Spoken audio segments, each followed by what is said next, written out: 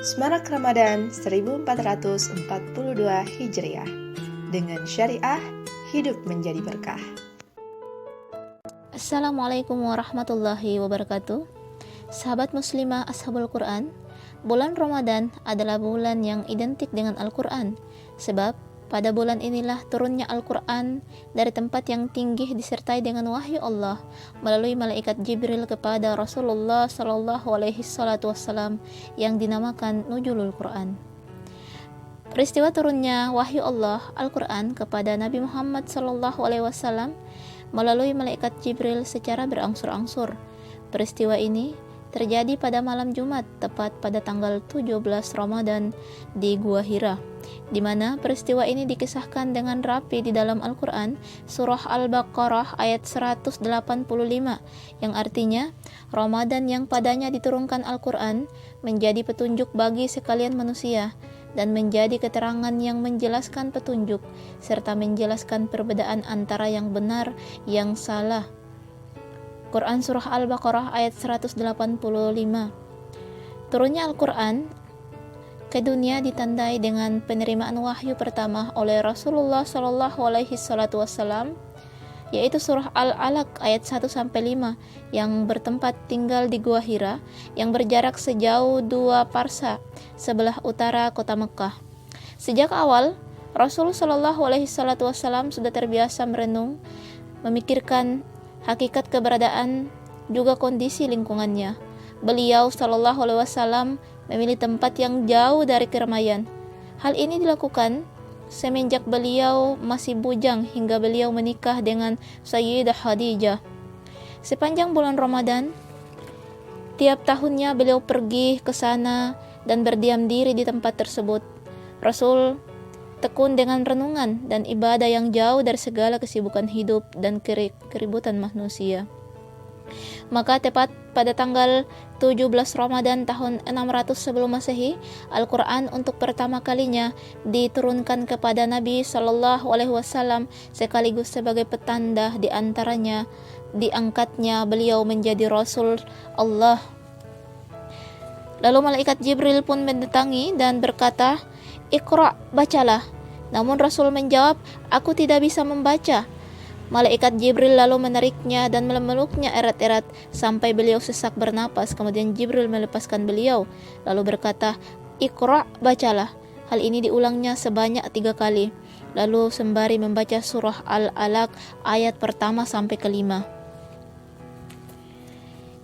Iqra bismi rabbikal ladzi khalaq, khalaqal insana min 'alaq, Iqra wa rabbukal akram, alladzi 'allama bil qalam, 'allamal insana ma lam ya'lam.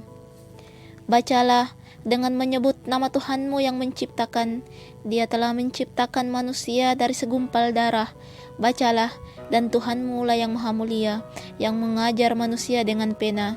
Dia mengajarkan manusia apa yang tidak diketahuinya. Setelah Rasul mengucapkan kembali bacaan itu, maka malaikat pun pergi. Namun kata-kata itu terpatri di dalam tubuhnya hingga Rasul menggigil. Kemudian beliau pun pulang dan diselimuti istrinya, Sayyidah Khadijah, dengan rasa cemas terhadap diri beliau. Sang istri Sayyidah Khadijah binti Khuwailid radhiyallahu anhu penuh kasih menenangkan suaminya. "Demi Allah, Allah selamanya tidak akan menghinakan engkau. Sesungguhnya engkau selalu menyambung tali persaudaraan, selalu menanggung orang-orang yang kesusahan, selalu mengupayakan apa yang diperlukan, selalu menghormati tamu dan membantu derita orang serta membela kebenaran." Sayyidah Khadijah pun selalu menyertai Rasulullah SAW dalam suka maupun duka. Malam turunnya ayat Al-Quran adalah malam keberkahan pada bulan Ramadan, khususnya malam Nuzulul Quran. Rasul terus ditemui oleh malaikat Jibril untuk mengulang bacaannya, seperti setoran hafalan maupun penjelasan makna dari ayat-ayat yang terkandung di dalam Al-Quran oleh malaikat Jibril. Oleh karena itu, Al-Quran tidaklah diturunkan, melainkan sebagai petunjuk bagi manusia. Para sahabat salafus soleh senantiasa bersemangat membaca Al-Quran. Para sahabat misalnya ada yang sebulan sekali khatam Al-Quran, ada yang 3 kali sehari, bahkan 1 hari sekali khatam Al-Quran.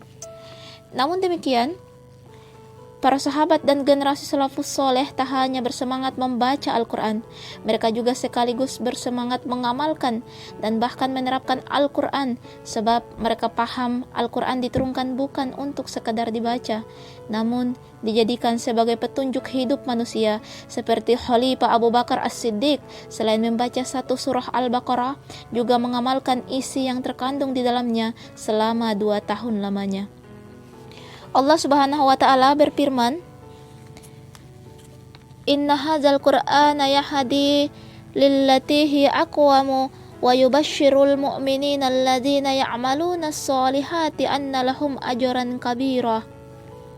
Sungguh Al-Quran ini memberi petunjuk ke jalan yang paling lurus dan memberi kabar gembira kepada orang mukmin yang mengerjakan kebajikan bahwa mereka akan mendapat pahala yang besar.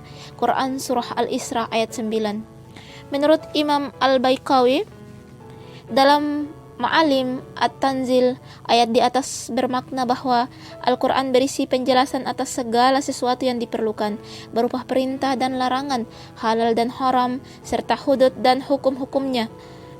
Dengan mengutip Ibnu Mas'ud radhiyallahu anhu, Imam Ibnu Katsir di dalam tafsirnya juga menjelaskan bahwa Al-Quran meliputi segala pengetahuan yang bermanfaat berupa berita terdahulu, pengetahuan yang akan datang, hukum semua yang halal dan haram, serta apa yang diperlukan oleh manusia dalam perkara dunia, agama, kehidupan, dan akhirat mereka.